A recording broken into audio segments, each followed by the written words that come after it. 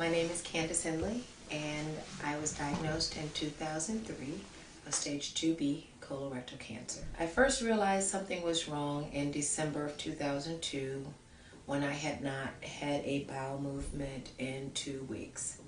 I went to the hospital after being at a cousin's bridal shower, and I was bent over the whole entire time I was at the bridal shower.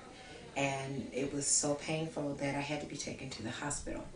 When I got to the hospital, they gave me a small cup of, I call it Drano because it opened up the floodgates and allowed me to go to the bathroom, and I was sent home.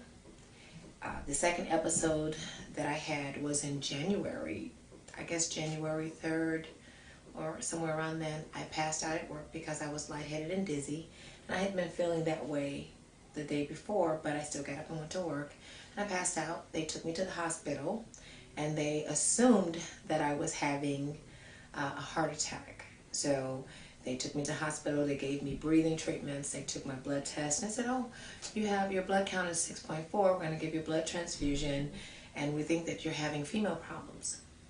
And they proceed to remove my right ovaries. And then they said, we think, you may have cervical cancer, but we won't know until we get the testing back. And then they called me back maybe about a month and a half later and said, you know what, we're going to remove your uterus. Your uterus is jacked up. So that following March is when I had my uterus removed. Again, a blood transfusion, and I was fine. From that point on, I started going downhill again, and I started having acid reflux really bad, which from my understanding has nothing to do with colon cancer, but it got to the point where I couldn't keep water down. And I went to the emergency room after talking to my primary care physician, and when I got there, they were like, okay, well, we're going to do a blood test. When was your last period? I'm like, you removed my uterus? I don't have one. So, so they took a blood test, and the nurse came in the room and was like, okay, how did you get here? And I was like, I drove, and she's like, no, I mean, how did you get here? And I'm like, I drove. I'm like, I'm not understanding the question, what's wrong?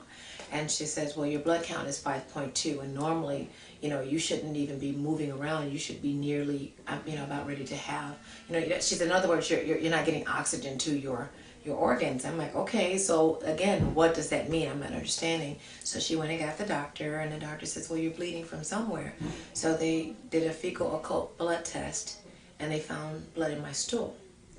And from there, I went from the emergency room to a hospital bed to surgery within 2 days. I never left a hospital. Cancer has changed my life in a variety of ways. I now pick and choose my battles. I no longer stress over things that I have no control over a lot of the time. I'm a lot better than I was before. I am a control freak to a certain degree. But in terms of enjoying life, I enjoy it to the fullest. I laughed harder than I've ever laughed before. I love everybody. I don't think there's nobody that I don't love in this world anymore.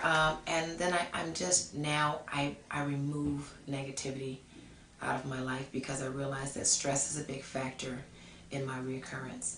And I don't want to have that. And I think now I have a better and a broader perspective of what the meaning of life is all about. Because I was very angry, about being diagnosed with cancer. And I was to the point where I was like, you know what, why am I here then? To suffer, what did I do to deserve this? So when I look at it now on the backside of this, it has given me a broader chance to do it right this time, to raise my daughters, to appreciate what life is all about. It's more than bills, it's more than money, it's more than, the boyfriends and the husbands and, those people that don't agree with you. It's about you. It's about you enjoying every moment that you're here and being able to say, you know what, I did it. I lived it up. I enjoyed myself. It's about beating up yourself so that when it's time to go, you're like, whew, that was a good ride. I had fun. My family, they reacted to my cancer the way that families react to it. I think my children, they took it harder because they thought I was going to die. They didn't understand. They were much younger then, and when they saw me when I came home from the hospital, you know, the question that they asked was, "Is mommy going to die?" You know, and my baby was 4 at the time, and she was like, "Are you dying?" You know, she didn't know, and she would hear her sisters say that you know, mommy's gonna die, you know, and the older ones would say, "Don't say that, to stop saying that," you know. So they were horrified, you know, they were uncertain, and seeing the uncertainty in their eyes, you know, hurt me. And I didn't want them to see me like this, so I tried to commit suicide because I didn't want them to watch me disappear. I didn't want their memory of me to be what they saw laying in the bed. So,